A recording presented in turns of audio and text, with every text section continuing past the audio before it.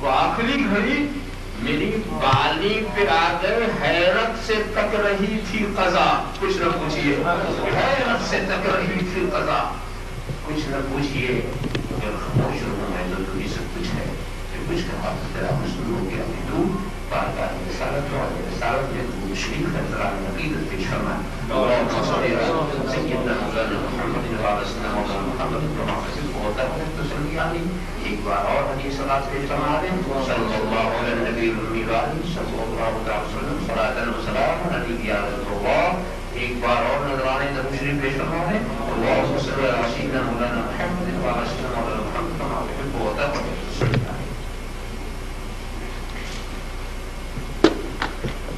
قرآن کریم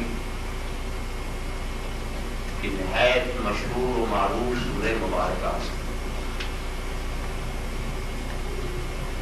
جس کو سورہ فاتحہ کے نام سے آپ جانتے ہیں، اس کی پہلی آیت کریمہ کی تلاوت کا میں نے شرف حاصل کیا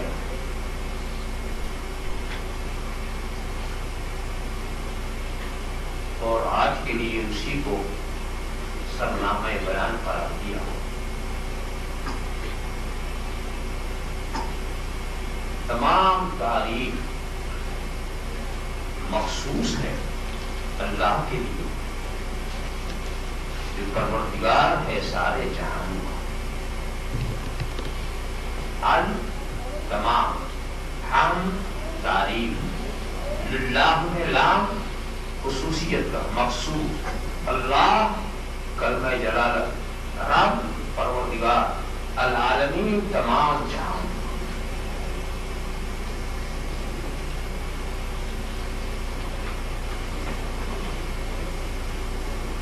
ترجمہ سننے کے بعد آپ سوچیں گے کہ قرآن کی آیت کریمہ صریح لفظوں میں ہمیں یہ ہدایت دے رہی ہے کہ تمام تعریف خدا کے ساتھ مخصوص، اور آپ جانتے ہیں کہ جو چیز مخصوص کسی کے ساتھ ہوتی ہے وہ پھر دوسرے سے وابستہ نہیں ہوتی، اور دوسرے کے پاس بھی ہو تو مخصوص نہیں رہتی۔ تو جب خدا کے ساتھ تمام تعریفیں مخصوص ہیں تو کسی اور کی تعریف کرنے کا ہمیں حق کہاں سے ملتا ہے؟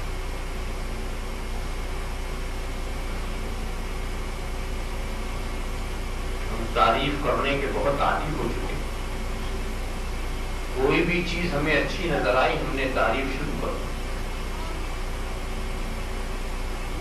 کبھی چاند کی چاندنی کی تعریف میں لگی ہوئی ہے، کبھی سورج کی روشنی کی تعریف کر رہے ہیں، کبھی پھولوں کی مہک کی تعریف کر رہے ہیں، کبھی آبشار کے نغموں کی تعریف کر رہے ہیں، کبھی آسمان کی بلندی کی تعریف کر رہے ہیں۔ ہماری تعریف کے اتنے مرکز ہیں، زندگی کا بڑا حصہ تعریف ہی میں گزر رہا، اور کبھی بھی ہم نے یہ نہیں سوچا کہ جب ساری تعریفیں خدا کے ساتھ مخصوص کریں تو ہمیں دوسروں کی تعریف کا حق کہاں سے ملتا؟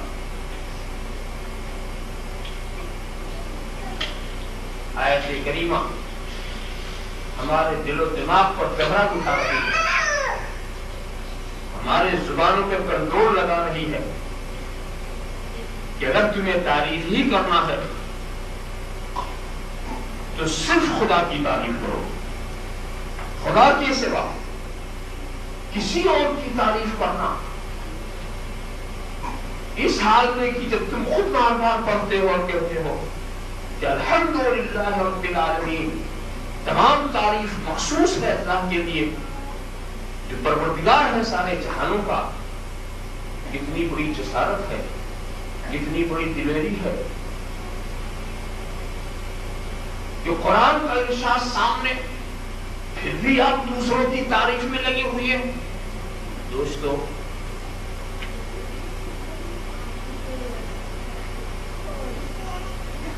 اگر ہم ہی تعریف کرتے تو آج سے ضرور ہم اپنی زبانوں میں پابندی لگا لیتے، ضرور اپنے ذہنوں پر پہلا بٹھا لیتے، آج سے ہم کنٹرول کرتے کہ خدا کے سوا کسی کی تعریف ہی نہ کریں، مگر جس قرآن کے اندر یہ ہے کہ تمام تعریف مخصوص ہے اللہ کے لیے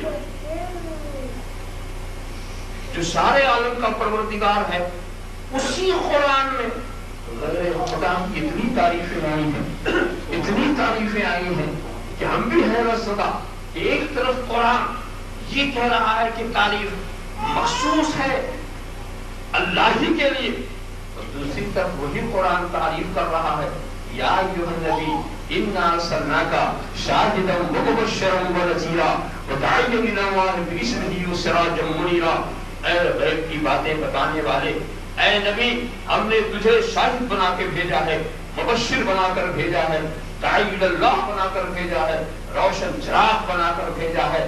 وہی قرآن کہتا یاسین والقرآن الحکیم انک لمن المرسلین، اے سید المرسلین قسم ہے قرآن حکیم کی آپ تو رسولوں میں سے ہیں۔ دیکھیے یہ غیر خدا کی تعریف ہوئی کہ نہیں ہوئی؟ انا فتحنا لک فتحا مبینا، اے محبوب ہم نے تجھے سارے دروازے تیرے لیے کھول دیے، یہ تعریف نہیں ہے تو اور کیا ہے؟ وعلمک ما لم تکن تعلم، اے محبوب جو کچھ نہیں تم جانتے تھے وہ سب نے تجھے سکھا دیا ہے، یہ تعریف نہیں ہے تو اور کیا ہے؟ انا اعطیناک الکوثر، اے محبوب ہم نے تجھے خیر کثیر کا مالک بنا دیا، یہ تعریف نہیں ہے تو اور کیا ہے؟ ذرا سا اور تو وما هو علی الغیب بضنین، میرا محبوب غیب کی بات بتانے میں بخیل نہیں ہے، یہ تعریف نہیں ہے تو اور کیا ہے؟ الا ان اولیاء اللہ لا خوف علیہم ولا هم یحزنون، یہ اللہ کے جو دوست ہیں انہیں نہ خوف ہے نہ رنج و بلال ہے، انہیں کوئی رنج نہیں ہے، تو یہ ان کی تعریف نہیں ہے تو کیا ہے؟ اهدنا الصراط المستقیم صراط الذین انعمت علیہم، اے اللہ ہمیں چلا اس راستے پر جو انعام والوں کا راستہ ہے، تو یہ انعام والوں کی تعریف نہیں ہے تو اور کیا ہے؟ سوچتے چلے جاؤ قرآن کے اندر کہیں صالحین کی تعریف، انبیاء کی تعریف، مرسلین کی تعریف، کاملین کی تعریف، خود قرآن کے اندر غیر خدا کی تعریفیں بھری ہوئی، اور پھر پہلی ہی آیت یہ ہے تمام تعریف مخصوص ہے اللہ کے لیے، تمام تعریف مخصوص ہے اللہ کے لیے جو پروردگار ہے سارے عالم۔ وقت کی نزاکت کا بھی مجھے خیال رکھنا ہے، اسی لیے میں بہت زیادہ تفصیلات کی طرف آپ کو نہیں لے جانا چاہتا۔ اب اس سلسلے میں بتانا چاہتا ہوں کہ دوستو یہ بات بھی اپنی جگہ بالکل سچ ہے کہ ساری تعریفیں مخصوص ہیں خدا کے لیے، اور قرآن میں جن کی تعریفیں کی گئی ہیں وہ سب کی تعریف ہے خدا کی، جتنے تعریف کے لائق چیزیں ہیں وہ سب تعریف ہے خدا کی۔ اس کو میں ایسے سمجھاؤں کہ دیکھو یہ مائک میرے سامنے رکھا ہوا، اگر آپ یہ مائک کی تعریف کریں، اس کی آواز کی تعریف آپ کریں، تو اصل میں یہ مائک کی تعریف نہیں ہے بلکہ مائک کے بنانے والے کی تعریف ہے۔ اگر آپ کسی تصویر کی تعریف کریں، تصویر تو بیچاری بولنا بھی نہیں جانتی، لگتا ہے دیکھ رہی مگر دیکھتی نہیں، لگتا ہے کہ سن رہی مگر سنتی نہیں، مگر آپ نے جب تعریف کی تو دراصل یہ تصویر کی تعریف نہیں ہے، یہ اس کے مصور کی تعریف ہے۔ تو نقش کی تعریف دراصل نقاش کی تعریف، عمارت کی تعریف دراصل معمار کی تعریف ہے، کلمات کی تعریف دراصل لفظوں کی نہیں ہے بولنے والے کی ہے، شعر کی تعریف ہے دراصل شعر کی تعریف نہیں ہے شعر کے کہنے والے کی تعریف ہے۔ تو جب اس چیز کو آپ نے سمجھ لیا کہ نقش کی تعریف نقاش کی تعریف ہوتی ہے، مخلوق کی تعریف خالق کی تعریف ہوگی، صانع کی مصنوع کی تعریف صانع کی تعریف ہے، تو اب بات سمجھ میں آ گیا کہ رب جب سارے عالم کا خالق ہے اور سارے عالم کا رب ہے تو عالم کی جس چیز کی بھی تعریف تم کرو گے یہ خدا کی تعریف ہے، عالم کی جس چیز کی تعریف کرو گے یہ خدا کی تعریف ہے۔ تمہارے اندر جو کمال، جو بصیرت، جو دانائی یہ تمہاری اپنی پیدا کی ہوئی نہیں ہے، جب تمہارے نظر کی روشنی تمہاری پیدا کی ہوئی نہیں، جب تمہارے کان کی سماع تمہاری پیدا کی ہوئی نہیں، جب تمہارے منہ کی گویائی یہ تمہاری پیدا کی ہوئی نہیں ہے، تو اب جس چیز کی بھی تعریف کرو گے تو یہ پیدا کرنے والے کی تعریف ہے، جس چیز کی بھی تعریف کرو گے یہ پیدا کرنے والے کی تعریف ہے۔ الحمدللہ رب العالمین۔ تو خدا کی بنائی ہوئی چیزوں کی تعریف کرنے میں تکلف مت کرو، خدا کی بنائی ہوئی چیز کی تعریف کرنے میں تکلف نہ کرو۔ اب اگر آپ نے کسی نبی کی تعریف کی تو یہ بھی خدا کی تعریف، ولی کی تعریف کی یہ بھی خدا کی تعریف، غوث و خواجہ کی تعریف کی یہ بھی خدا کی تعریف۔ مختصر یہ ہے کہ چھٹی ہو تو وہ بھی خدا کی حمد ہے، اور 11ویں ہو تو وہ بھی خدا کی حمد ہے، 12ویں ہو تو وہ بھی خدا کی حمد ہے۔ خدا کے کسی بھی بندے کے کسی بھی کمال کی آپ نے تعریف کی تو یہ خدا ہی کی تعریف ہے کہ دنیا میں کوئی چیز ایسی ہے ہی نہیں جس کا خالق وہ نہ ہو، جس کا بنانے والا وہ نہ ہو، جس کا نقاش وہ نہ ہو۔ جب اس بات کو آپ نے اچھی طرح سے سمجھ لیا تو ایک بات کی طرف اور ضرور توجہ دلانا چاہوں گا۔ بھائی دیکھو، کمالات کی بھی کئی قسمیں، کمالات کی بھی کئی قسمیں۔ کچھ کمال وہ ہوتا ہے جس کو حاصل کرنے میں خدا کی کوششوں کا تعلق ہے، اور کچھ کمال ایسے ہیں جس کو حاصل کرنے میں آپ کی کوشش کا کوئی دخل ہی نہیں، نہ آپ کی خواہش کا دخل، نہ آپ کی کوشش کا دخل۔ اس کو تقسیم یوں کرنے آسان لفظوں میں، ایک ہوتی ہے اختیاری خوبی، اور ایک وہ خوبی جس پہ کوئی اختیار نہ ہو۔ اب اختیاری خوبی غیر اختیاری خوبی کو ایسے سمجھو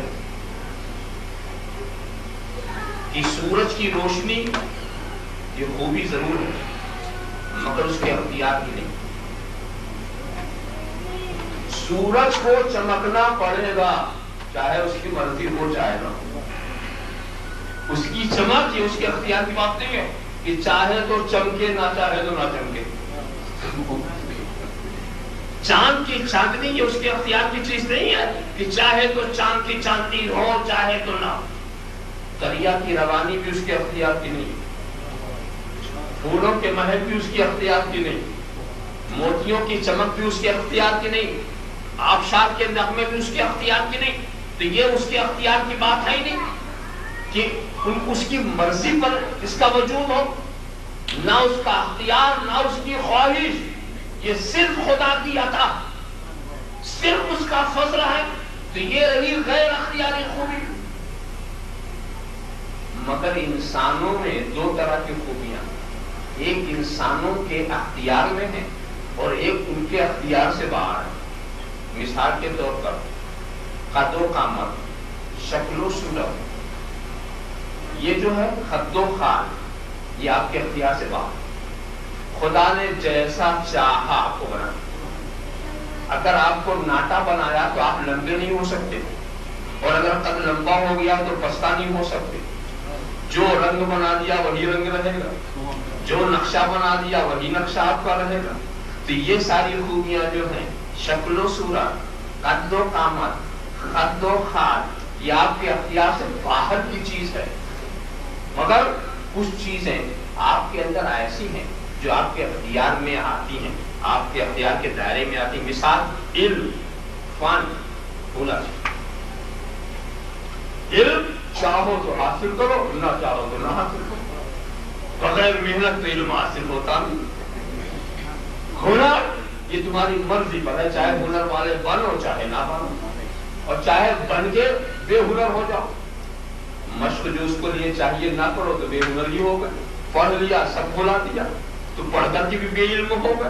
کہنے کا مطلب یہ ہے یہ آپ کے اختیار کی چیزیں ہیں، ہنر مند ہونا، فنکار ہونا، علم والا ہونا، تو یہ چیز آپ کے اختیار کی بات ہے، اس میں آپ کے اختیار کا بھی دخل ہے۔ ایسا نہیں کہ خدا کا اختیار سے باہر ہے، یہ بھی خدا ہی کے اختیار سے ہے۔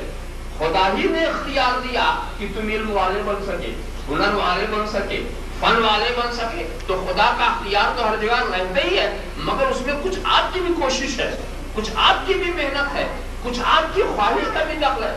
اسی لیے آپ دیکھتے ہیں کہ خد و خال کے لحاظ سے، شکل و صورت کے لحاظ سے لوگ مختلف جو ہوتے ہیں وہ تو خدا کی طرف سے ہوتے ہیں، مگر علم کے لحاظ سے جو کم و بیشی ہوتی ہے، کوئی زیادہ علم والا ہوتا ہے، کوئی کم ہوتا ہے، تو یہ نہیں کہیں گے کہ خدا نے کم دیا ہے، یہ ان کو خدا نے زیادہ دیا، یہ نہیں کہیں گے، بلکہ اس نے محنت ہی نہیں کی، راستے کھلے ہوئے تھے، اس نے پڑھا ہی نہیں، جب پڑھا ہی نہیں تو اس کے پاس علم کہاں سے آئے گا؟ اس نے محنت ہی نہیں کی تو یہ ہنر والا کیسے بنے گا؟ اس نے کوئی محنت نہیں کی تو یہ فن والا کیسے بنے گا؟ تو معلوم فن اور ہنر، یہ علم جو ہے یہ تمہارے اختیار کی بات۔ اب ایک چیز مسئلے کی سمجھ لو، وہ خوبی جو تمہارے اختیار کے اندر نہ ہو، یعنی خدا ہی کی عطا ہو، اس خوبی کی اگر تم نے تعریف کی تو یہ خدا کی تعریف، اور اگر اس کی برائی کی تو یہ خدا کی برائی۔ کسی کے قد و قامت کا مذاق اڑایا، کسی کی شکل و صورت پر ہنسی کیا، کسی کی آواز کی مذاق اڑایا، تو یہ آواز تو اس نے خود نہیں بنائی، یہ قد و قامت اس کا خود کا کو بنایا ہوا، تو بنائی ہوئی چیز کی تعریف کرو تو یہ بنانے والے کی تعریف، اس کی برائی کرو تو بنانے والے کی برائی۔ تو خدا نے جو چیز تمہیں دے رکھی ہے اس کو کسی پہلو سے اگر تم نے برائی کی تو یہ خدا کی برائی ہوگی، مگر آپ نے اگر کسی کی اس طرح برائی کی، اس کا علم بڑا کچا ہے، اس کا فن صحیح نہیں ہے، وہ ہنر اس کا بہت خام ہے، تو اب یہ خدا کی برائی نہیں، اس لیے کہ یہ چیز حاصل کرنے کا اسے اختیار اور اس نے حاصل نہیں کیا، تو برائی کا مرکز یہی ہے۔ تعریف کرو گے تو اس کی تعریف بھی ہوگی، خدا کی بھی تعریف ہوگی، مگر برائی کرو گے تو صرف اسی کی برائی ہوگی۔ اس فرق کو ہمیشہ رکھیے گا، جب کسی کی کسی خوبی کی برائی کرنا ہے تو دیکھ لینا یہ اس کی اپنی ہے یا خدا کی دی ہوئی۔ اگر خدا کی دی ہوئی ہے تو اب یہ برائی خدا کی برائی ہوگی، اور اگر اس کی اپنی ہے تو ٹھیک ہے، اس کی کمی کو آپ ظاہر کر سکتے ہیں، اس کی کمی کو آپ ظاہر کر سکتے ہیں۔ تو جب اس بات کو آپ نے اچھی طرح سے سمجھ لیا، بہت زیادہ کنٹرول کی ضرورت ہے۔ لوگ برائی کرنے پر آتے ہیں تو نہیں دیکھتے کہ خدا کی صفت، خدا کی بنائی ہوئی کتنی چیز کو برا ہم کہہ رہے ہیں، اور انسان کی کوشش ہی کتنی چیزوں کو ہم برا کہہ رہے ہیں۔ دیکھا آپ نے، تو کچھ خوبی اختیاری ہوتی ہے، کچھ خوبی غیر اختیاری ہوتی ہے۔ اختیاری خوبی میں اگر کسی میں کوئی کمی ہے تو یہ اس انسان کی بھی کمی سمجھی جائے گی، مگر دوستو میں تمہیں ایک عجیب واقعہ، ایک عجیب ماحول میں لے جانا چاہتا ہوں، ایک عجیب دنیا میں لے جانا چاہتا ہوں کہ دیکھو، جو چیز ہمارے لیے اختیاری ہے، جو چیز ہمارے لیے کہ ہم چاہیں تو حاصل کریں اور چاہیں تو نہ حاصل کریں، خدا نے ان چیزوں کو، ان کمالات کو اپنے محبوب کے لیے غیر اختیاری بنا دیا، اپنے محبوب کے لیے۔ ہمارے لیے تو اختیاری ہے۔ مثال کے طور پر علم ہم سیکھنا چاہیں تو سیکھیں، ہماری مرضی، پہلے تو سیکھنے کی مرضی پیدا ہو، مرضی کے بعد پھر ہم ارادہ کریں، پھر سیکھنے کے راستے پہ لگے کتنا کام ہم کو کرنا پڑے گا، تو علم تو ہماری مرضی کی بات ہے نا۔ مگر محبوب کا معاملہ یہ ہے کہ اے محبوب، تم نے خود نہیں سیکھا، ہم نے سکھایا۔ وَعَلَّمَكَ مَا لَمْ تَكُنْ تَعْلَمْ، اے محبوب، یہ علم جو دوسرے لوگ اپنی خواہش سے سیکھتے ہیں، میں تجھے اپنی خواہش سے دے رہا ہوں، میں تجھے اپنی خواہش سے دے رہا ہوں۔ اے محبوب، اے محبوب، یہ تو لوگ اپنا ذکر بلند کرنا چاہتے ہیں، کون ہے جو اپنی تعریف نہیں چاہتا، کون ہے جو اپنے ذکر کا چرچا نہیں چاہتا، کون ہے جو اپنے کو پریشان نہیں کرنا چاہتا۔ محبوب، اس معاملے میں بھی تم نے خود اپنے ذکر کو بلند نہیں کیا، ورنہ کا ذکر ہے میں نے بلند کیا ہے، میں نے تمہارے لیے بلند کیا ہے۔ تو جو چیزیں ہیں، یہاں تک کی ہے ادھر ادھر کی سیر بھی لوگ اپنے مقصد اور اپنی خواہش سے کیا کرتے ہیں، مگر اے محبوب جب سیر کی بھی نوبت آئی تو تو اپنی خواہش سے نہیں گیا. سبحان الذی اسری بعبدہ لیلا من المسجد الحرام الى المسجد الاقصى. پاک ہے وہ ذات جو لے گئی اپنے بندے کو، لے گئی اپنے بندے کو. یعنی اے محبوب تو نہیں گیا میں لے گیا، تو نہیں گیا میں لے گیا. اگر یہ کہا جاتا کہ اے محبوب تو گیا تو لوگ تیری طاقت دیکھتے، تیری قدرت دیکھتے، تیری پرواز دیکھتے، یہ کہاں تک جا سکتے ہیں، یہ کہاں تک ہو سکتے ہیں، یہ کہاں تک پہنچ سکتے ہیں. لہذا محبوب میں نے تیری ذات کو کنارے رکھا، بندوں کو سنا دیا یہ نہیں گئے میں لے گیا، یہ نہیں گئے میں لے گیا. اب آؤ میری قدرت دیکھو کہ کہاں تک لے جا سکتا ہوں، میری قدرت دیکھو کہاں تک پہنچا سکتا ہوں، میری قدرت دیکھو کہ کہاں تک. تو جو غیر اختیاری خوبیاں وہ تو ہے ہی ہے، مگر جو اختیاری خوبیاں ہیں وہ محبوب وہ میں نے تجھے دیا ہے. میں نے تیرے ذکر کو بلند کیا، میں نے تجھے علم دیا، میں نے تجھے معراج کرائی، میں نے تیرے ذکر کو بلند کیا، میں نے تجھے خیر کثیر دیا. جو کچھ ہو رہا ہے وہ میں کر رہا ہوں، اور میں تجھے اتنا دوں گا کہ تو راضی ہو جائے گا، اتنا دوں گا کہ تو راضی ہو جائے گا. میں کر رہا ہوں. اس کا مطلب یہ ہے کہ جو چیز ہمارے ہاں اختیاری ہے کہ ہم کوشش نہ کریں تو مل نہ سکے، وہ بھی محبوب کی بارگاہ میں غیر اختیاری ہو گیا. تاکہ رسول کی کسی بھی صفت کی اگر تعریف کرو تو یہ خدا کی تعریف ہے، اور کسی بھی صفت کی برائی کرو تو یہ خدا کی برائی ہے، یہ خدا کی برائی ہے. کما تحب وترضى بأن تصلي عليه الحمد لله رب العالمین. اور میں کہتا ہوں دوستو تعریف کرنا ہر ایک کے بس کی بات نہیں. تعریف تو سبھی کرتے ہیں، اور خدا کی تعریف کرنے والے خود اپنے کو قابل تعریف بنا لیتے. خدا کی تعریف کرنا کما حق کہو جیسا حق ہے، یہ تو بندے کی طاقت ہی.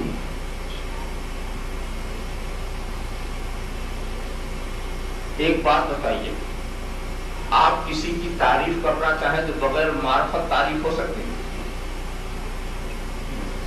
تو تعریف سے پہلے معرفت چاہیے،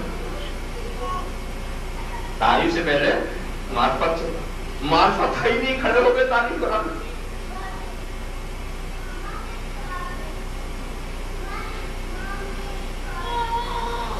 اب معرفت اگر ناقص تو تعریف ناقص، معرفت کامل تو تعریف کامل. معرفت کا جو معیار ہوگا حمد کا وہی معیار. آپ پہچانے ہی نہ تو کہیں گے. اب دیکھنا یہ ہے کہ خدا کی تعریف کرنے والے تو بہت ہیں، پہچانا کتنا نہیں، پہچانا کتنا. ارے ہمارا سرمایہ کیا ہے؟ سنی سنائی بات کا یقین، یہی تو ہمارا سرمایہ. نبی نے جو کہا ہم نے مان لیا، انہوں نے آ کے شہادت دے دی، ہم نے اس شہادت پہ اپنی شہادت دے دی. انہوں نے کہا اشہد ان لا الہ الا اللہ، نہیں ہے کوئی معبود اللہ کے سوا. ہم ایمان لانے والے، ہم نے بھی کہہ دیا اشہد ان لا الہ الا اللہ. مگر ان کی شہادت دینا اور ہے، ہماری شہادت دینا اور. دیکھو بغیر دیکھے کوئی شہادت دے تو اس کی شہادت آپ قبول کریں گے؟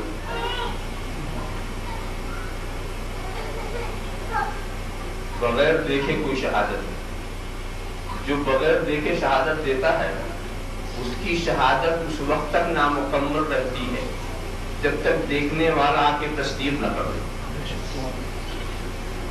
کوئی نہیں مانے گا بغیر دیکھے. آپ کے مفتی صاحب کے پاس دو آدمی آئے. مفتی صاحب चांद हो गया। इसके लिए तो बड़ी कोशिश करते हैं ना लोग।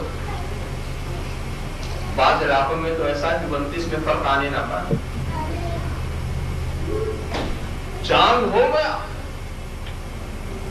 तो मुफ्ती साहब ने पूछा तुमने देखा का नहीं देखा? देखा नहीं, सुना। किससे सुना? उसको बोला हो गया, हाँ हो गया। तुमने देखा का नहीं देखा? कहां से सुना? उसको बोला। तो जब तक देखने वाला नहीं आता मुफ्ती का कलम नहीं चलता। बैठा हुआ 2 आए कह के चले गए, 2 आए कह के चले गए, फिर आखिर में 2 आए। मुफ्ती साहब हमने देखा। अब कुछ नहीं कहते कि फलां बोला। क्या मतलब? जब देखने वाला आ जाता है तो सुनने वालों की जरूरत नहीं रहती। जब तक देखने वाला नहीं आया था, एक के पीछे एक, एक के पीछे एक, एक के पीछे एक, आते गए, गवाही देते गए। और जब देखने वाला आ गया तो अब दरवाजा बंद। अब आप ख्याल करते चले जाए तो देख करके जिसको जो मार्फत हासिल होती है, वो सुनने वाले को वो मार्फत हासिल नहीं होती। देखने वाले को जो मार्फत हासिल होती है, सुनने वाले को वो इल्म हासिल नहीं होता। आंख का मुशाहिदा और है, कानों का सुनना मामला और। देखो खुदा की मसलहत देखो कि नबी करीम को सबसे पहले पैदा किया, आखिरी नबी को पैदा किया सबसे पहले। अव्वल मा खलक़ल्लाहु नूरी, सबसे पहली मखलूक मेरा नूर। सबसे पहले मखलूक मेरा नूर। तो क्या मतलब? जब कायनात की कोई चीज पैदा ही नहीं हुई और नूरे मुस्तफा पैदा हुआ तो नूरे मुस्तफा ने देखा क्या? जमीन नहीं, आसमान नहीं, चांद नहीं, सूरज नहीं, लौह नहीं, कलम नहीं, अर्श नहीं, फर्श नहीं, जब कुछ नहीं तो नूरे मुस्तफा ने देखा क्या? तो नूरे मुस्तफा ने क्या देखा? वाहिद को देखा, उसकी वहदानियत देखी। अहद को देखा, उसकी अहदियत देखी। बेमिसल को देखा, उसकी बेमिसली देखी। बेनजीर को देखा, उसकी बेनजीरी देखी। तो मुस्तफा ने अपनी आंखों से देखा, नूरे मुस्तफा ने अपनी आंखों से देखा। अब दूसरे आने वालों से पूछो, ये हजरत आदम आप भी तो गवाही देते हैं ना, अशहदु अल्ला इलाहा इल्लल्लाह, क्या आपने देखा? जवाब मिलता है ये मेरे मुशाहिदे का फैसला नहीं है, ये मेरे इल्म का फैसला है, ये मेरे यकीन व इज़हार का फैसला है। तो उन्होंने भी नहीं देखा। और ऐसे ही सारे अंबिया आते गए, शहादत देते गए, आते गए, देते गए, हज़रत कलीम तक बात पहुंची। उनसे पूछा आपने देखा? जिसकी शहादत आप दे रहे, कहा एक मरतबा ख्वाहिश जाहिर की थी, एक मरतबा ख्वाहिश जाहिर की थी, सिफात की एक तजल्ली हुई, उसकी भी मैं ताब नहीं ला सका। मैं इस काबिल ही नहीं था कि कहूं कि क्या देखा क्या नहीं देखा। अब साफ सोचो, किसी ने नहीं देखा। अब आ रहे हैं सुनने वाले और शहादत दे के जा रहे, शहादत दे के जा रहे। आखिर में जब नबी आ गए तो उनसे पूछा गया, उन्होंने भी कहा मैंने देखा, मैंने देखा। और इस देखने वाले ने इन तमाम सुनने वालों की तस्दीक कर दी। हज़रत आदम ने जो कहा सच कहा, हज़रत नूह ने जो कहा वो सच कहा, हज़रत कलीम और खलील ने जो कहा सच कहा। तो ये आखिरी आने वाला जो है उसने सबकी शहादत और सबकी सदाकत का एतराफ कर लिया और करा दिया कौम को, सबकी तस्दीक और तायीद फरमा दी। इसीलिए अब इस नबी के बाद किसी नबी की जरूरत नहीं। अब इस नबी के बाद किसी नबी की जरूरत। जब देखने वाला आ गया तो अब सुनने वाले की कौन सुनेगा? जब देखने वाला आ गया तो सुनने वाले की जरूरत क्या है? मिसाल के तौर पर मुफ्ती साहब के सामने जब देखने वाले आ गए थे और वो शहादत दे के चले गए तो 2 साहब और आए और आकर कहते मुफ्ती साहब मैंने भी सुना। अरे बेवकूफ, तुझे फिर पहले आना था, मेरे पास तो देखने वाला आ गया, مجھے پہلے آنا تھا، تو کہاں بعد میں آ گیا؟ میں جب دیکھنے والا مجھے مل گیا تو تیرے سننے والے کی میں کون سنوں گا؟ اسی لیے جو سننے والے تھے پہلے آ گئے، اسی لیے ایک لفظ میں کہہ دیا کرتا ہوں ایسے موقع پر، اب کوئی بیوقوف اگر میرے نبی کے بعد یہ کہے کہ میں نبی ہوں، یہ بالکل ایسے ہی ہے کہ جیسے ڈالڈا بولتا ہے کہ نبی ہوں۔ اچھی طرح سے ایسی سمجھ میں بات آ گئی، معلوم کی دیکھ کر کے جو معرفت ہوتی ہے وہ سن کر کے نہیں ہوتی، وہ معرفت جو دیکھ کر ہوتی ہے وہ سن کر کے نہیں ہوا کرتی۔ تو اب سب سے زیادہ کامل معرفت صرف ایک ہی، خدا کو سب سے زیادہ اگر کوئی پہچاننے والے ہیں جناب محمد رسول اللہ، حسب مراتب سبھی پہچاننے والے، سبھی پہچاننے والے ہیں، مگر رسول عربی کا پہچاننا کچھ اور ہے، انہوں نے دیکھ کے پہچانا۔ پھر بھی دیکھیے نیاز مندی کے الفاظ کیا، ما عرفنا کا حق کا معرفت، ہم نے پہچانا ہی نہیں جیسا کہ حق ہے پہچانے کا۔ اور بات سچی بھی ہے کہ بندہ کتنا ہی پہچاننے کی بات کرے کہ وہ خدا کیسا ہے، یہ خدا کے سوا بندہ نہیں جانتا، یہ خدا کے سوا بندہ نہیں جانتا۔ تو سب سے کامل حمد وہ ہے جو خدا خود اپنی کر رہا ہے، جو خدا خود اپنی کر رہا ہے، اس سے بڑھ کے تو کوئی حمد نہیں۔ اور اس کے بعد دوسرے نمبر کی حمد وہ ہے جو مصطفیٰ کر رہے ہیں، دوسرے نمبر کی حمد وہ ہے جو مصطفیٰ کر رہے ہیں۔ اور دوستو میں آپ کو بتا دوں، اسی لیے الحمد کا معنی تو میں نے کیا نا کہ تمام تعریف مخصوص ہے اللہ کے لیے، تو کائنات کی کسی کی بھی تعریف کرو یہ خدا ہی کی تعریف ہے، مگر ایک تفسیر میں یہ بھی ہے کہ الف لام کے معنی باس کے بھی آتے ہیں، وہ مخصوص تعریف ہے، مخصوص تعریف اللہ کے لیے مخصوص تعریف تو تم کچھ بھی کرو، مگر خدا کی نزدیک کون سی تعریف قابل تعریف؟ وہ مخصوص تعریف کون؟ مخصوص تعریف وہ جو زبان محمد الرسول اللہ سے نکلی، خدا کی مخصوص تعریف وہ ہے۔ تو اب آیت کریمہ کا مطلب یہ ہوگا حمد محمد للہ رب العالمین، حمد محمد للہ رب العالمین، محمد کی حمد یہ اللہ کے لیے، محمد کی حمد یہ مخصوص ہے اللہ کے لیے جو سارے عالم کا پروردگار ہے۔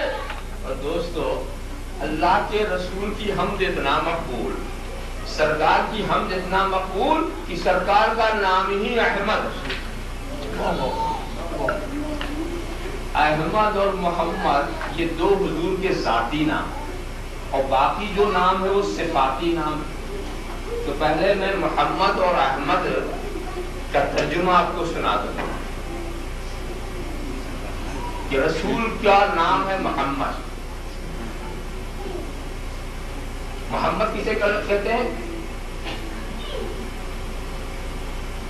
الذی یحمد حمدا بعد حمد، محمد وہ ہے جس کی مسلسل تعریف کی جائے، جس کی تعریف کا سلسلہ ٹوٹنے نہ ہو۔ تو جو مسلسل تعریف جس کی جائے وہ ہے محمد۔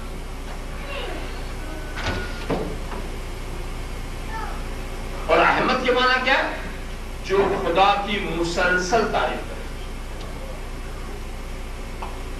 تو جو خدا کی مسلسل تعریف کرے، بے شمار تعریف کرے، تو جس کی بے شمار تعریف کی جائے وہ محمد، اور جو بے شمار تعریف کرے وہ احمد۔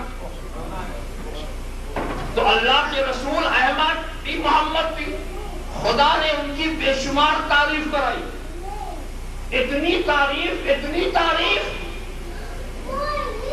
کہ زمین و آسمان کے فرشتے تعریف کر رہے ہیں۔ خدا نے خود شہادت دے دی ہے، ان اللہ و ملائکتہ یصلون علی النبی، اللہ اس کے سارے فرشتے نبی پہ درود بھیج رہے ہیں، نبی پہ درود بھیج رہے ہیں، مسلسل بھیج رہے ہیں، بھیجتے رہیں گے۔ یہ سلسلہ ٹوٹنے والا نہیں ہے،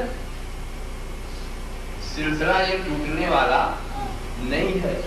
تو مسلسل انسان تعریف کرنا چھوڑ بھی دے تب بھی رسول کی تعریف کا سلسلہ ختم نہیں ہوگا، فرشتے تعریف کریں گے، مسلسل تعریف۔ تو محمد وہ جس کی بے شمار تعریف کی جائے، اور احمد وہ ہے جو بے شمار تعریف کرے۔ اب ایک بات بتاؤ، خدا کی تعریف کیا ملائکہ نہیں کرتے؟ اور میں تو سمجھتا ہوں ہمارے حساب سے بے شمار ہی کرتے، ہم تو شمار نہیں کر سکیں گے۔ ملائکہ جو تعریف کر رہے ہیں خدا کی، ہم کیا شمار کر پائیں گے؟ اور کیا خدا کی تعریف انبیاء مرسلین نے نہیں کی؟ وہ بھی بے شمار۔ ہم کسی بھی نبی کی تعریف کو شمار نہیں کر سکتے، اور ان نبیوں کی تعریف ہماری تعریف سے زیادہ کامل۔ ہم تو ناقص، ہم تو نبی کے بتانے سے جو کچھ جان سکے۔ نبی کو تو براہ راست خدا سے رابطہ، آسمانی ہدایت سے رابطہ، تو ان کا علم تو بالکل یقینی۔ تو جب اس بات کو اچھی طرح سے آپ نے سمجھ لیا تو بس میں بہت تیزی کے ساتھ لے جانا چاہتا ہوں۔ مغرب کا وقت بھی 10-5 منٹ کے بعد آ جائے گا، 10 منٹ کے بعد آ جاتا ہے، مگر اس سلسلے کو ذرا سا میں وہ کر دوں۔ ایک بات بتاؤ، تعریف تو حضرت جبریل نے بھی کی، ان کا نام احمد نہیں پڑا۔ حضرت میکائیل کا نام احمد نہیں، حضرت اسرافیل کا نام احمد نہیں، انبیاء کے گروہ میں کسی کا نام احمد نہیں۔ احمد نام ہے آخری نبی۔ تو گویا ان کی تعریف اتنی کہ جو ان تعریف کرنے والوں کی تعریف بھی زیادہ۔ اور بات بھی سمجھ میں آتی کہ جب سب سے پہلی مخلوق ہے تو اس وقت سے کرتے ہی کیا تھے سوائے تعریف؟ تسبیح کرتے تھے، ذکر الہی کرتے تھے، تحلیل ربانی۔ اور کتنے پہلے حضرت جبریل نے سے پوچھا تھا، بتاؤ جبریل تمہاری عمر کیا ہے؟ کہا حضور اسی سے اندازہ آپ لگا لیں، فلاں حجاب عظمت میں ایک ستارے کو دیکھتا تھا، 70,000 برس کے بعد ایک بار دیکھتا تھا، اس کو 72,000 مرتبہ میں نے دیکھا، اس کو 72,000 مرتبہ میں نے دیکھا۔ تو حضور کہتے ہیں وہ میرا ہی نور تھا، وہ میرا ہی۔ تو نور مصطفیٰ کی عمر کا اندازہ تو حضرت جبریل کو بھی نہیں تھا، اس نور کی عمر کیا ہے؟ تو اس کی تعریف کو اکٹھا کرو تو وہ تعریف کا اندازہ بھی کرنا، یہ ہماری بشری طاقت سے باہر ہے۔ تو اب احمد نام ہوا، بے شمار تعریف کی، تو خدا نے اسی حمد کو کامل حمد سمجھا جو احمد نے کیا، وہی حمد کامل حمد ہے۔ تو خدا کی عبادت کرو گے انشاءاللہ، مغرب کی نماز ہوگی، ہر نماز میں یہ حمد کا طریقہ کس کا تھا؟ یہ حمد کا طریقہ کس کا تھا؟ یہ احمد نے حمد ایسے ہی کیا، کھڑے ہو کر کے رکوع میں گئے، سجدے میں گئے، بیٹھے، یہ سارے طریقے انہی کے ہیں نا۔ تو یہ خدا نے ان کی تعریف کو اتنا پسند کیا کہ ان کی ادائیگی کو ہمارے اوپر فرض کر دیا، ان کی ادائیگی کو اب ہمارے اوپر فرض کر دیا، ان کی سنت کو ہمارے لیے فرض کر دیا گیا۔ آپ اس چیز کو اچھی طرح سمجھیں، یہ انبیاء کرام نماز کے فرض ہونے کے بعد نہیں، یہ نہ سمجھو کہ نبی نے نماز اس وقت پڑھی جب نماز فرض ہو گئی، یہ مت سمجھنا۔ یہ تو امتیوں کے لیے جب کوئی چیز فرض ہوتی ہے تو کرتے، جب تک فرض نہیں تو کچھ نہیں کرتے۔ اب یہ تو فرض بھی نہیں کرتے تو اب کیا کریں گے؟ جو فرض ہے اسی کو کر لے تو بڑی مشکل کی بات۔ آج کل زمانہ اتنا خراب ہے، مگر پہلے ہم بتاتے ہیں کہ جو امتی پہ کوئی چیز فرض ہو جائے، اور نبی کی یہ شان نہیں کہ جب فرض ہو جائے تو پڑھے۔ تم بتاؤ نماز کا فرض ہوئی، نماز کا فرض ہوئی، معراج میں ہوئی نا، معراج کی رات فرض ہوئی، اور حضور جب معراج میں جا رہے تھے تو بیت المقدس میں نماز پڑھائی تھی کہ نہیں؟ بیت المقدس میں نماز پڑھائی تھی نا؟ بتائیے ابھی تو فرض ہی نہیں ہوئی، پڑھانا کہاں سے آ گیا؟ ابھی تو فرض ہی نہیں ہوئی تھی نماز، اور نماز وہی پڑھا سکتا جو پہلے سے جانتا ہو، جو پہلے سے جانتا ہو۔ تو اگر یہ پہلے سے پڑھنے کے عادی نہ ہوتے تو انبیاء مسلم کی امامت کیسے کرتے؟ تو نماز تو امتیوں کے لیے لینے جا رہے ہیں، نماز پڑھا کے جا رہے ہیں، امتیوں کے لیے لینے جا رہے ہیں، نماز پڑھا کے جا رہے ہیں۔ اس سے پتہ چلا کہ نبی پہلے حکم الہی کا منتظر نہیں ہوتا کہ عبادت کے لیے ہم حکم الہی کریں۔ تو اب نبی نے جو ڈھنگ اختیار کیا نماز پڑھنے کا، اسی ڈھنگ کو خدا نے فرض کر دیا، اسی ڈھنگ کو، اسی طریقے کو خدا نے فرض کر دیا۔ ورنہ دوستو یہ بات لازم ہے کہ نہیں؟ آپ سیدھے سیدھے بتا دیے، آپ عربی زبان نہیں جانتے، نماز عربی پڑھتے، سمجھتے کچھ بھی نہیں، پڑھتے ہیں عربی میں، انگلش میں پڑھتے ہیں، اردو میں پڑھتے ہیں، بنگلہ میں پڑھتے ہیں، کسی اور زبان میں پڑھتے نہیں، نماز عربی ہی میں پڑھنا، چاہے سمجھو چاہے نہ سمجھو.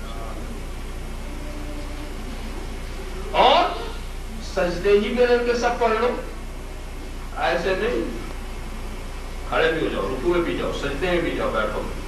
اچھا کبھی کبھی کوئی دور کی طرف رخ کر لو، کبھی بیت المقدس کرو، نہیں ادھر ہی رخ کرو ادھر میرے محبوب نے کیا، ادھر ہی رخ کرو. تو سوائے اس کے اور کیا ہے کہ ہم سمجھتے ہیں گویا ہم سے کہا جا رہا اے لوگوں تم خدا کو جس زبان میں چاہو یاد کرو، وہ ہر زبان کا جاننے والا ہے، مگر 5 وقت اس زبان میں یاد کرو جس میں محبوب نے یاد کیا ہے. اے لوگوں تم خدا کو جدھر چاہو چہرہ کر کے یاد کرو، کوئی حرج نہیں، مگر 5 وقت ادھر چہرہ کرو جدھر میرے محبوب نے کیا تھا. اے لوگوں تم خدا کو جس ڈھنگ سے چاہو یاد کرو، کھڑے ہو کر، بیٹھ کر، لیٹ کر، ٹہل کر، پھر کر، کیسے بھی، مگر 5 وقت کم سے کم ویسے یاد کرو جیسے میرے محبوب نے یاد کیا. کھڑے بھی ہو جاؤ، رکوع میں بھی چلے جاؤ، سجدے میں چلے جاؤ. منشا کیا ہے؟ جب تم کھڑے ہوتے ہو تو احمد کی الف نظر آتے ہو، اور جب تم رکوع میں جاتے ہو تو احمد کی اے بن جاتے ہو، اور جب تم سجدے میں جاتے ہو تو احمد کی میم بن جاتے ہو، اور جب بیٹھتے ہو تو احمد کی دال بن جاتے ہو. تو میں چاہتا یہ ہو کہ تعریف میری ہو، ادائیں احمد کی ہو، عبادت میری ہو، صورت احمد کی ہو، عبادت میری ہو، زبان احمد کی ہو، عبادت میری ہو، قبلہ احمد کا ہو، عبادت میری ہو، ادائیں احمد. تو خدا نے اپنے محبوب کے انداز حمد کو اتنا پسند کیا کہ ساری امتوں سے فرض کر دیا. حمد محمد للہ رب العالمین. کہنے کے لیے تو بہت باتیں ہیں، مگر وقت کے تقاضے کے پیش نظر اتنا ہی بہت ہے. وآخر دعوانا الحمد للہ رب العالمین.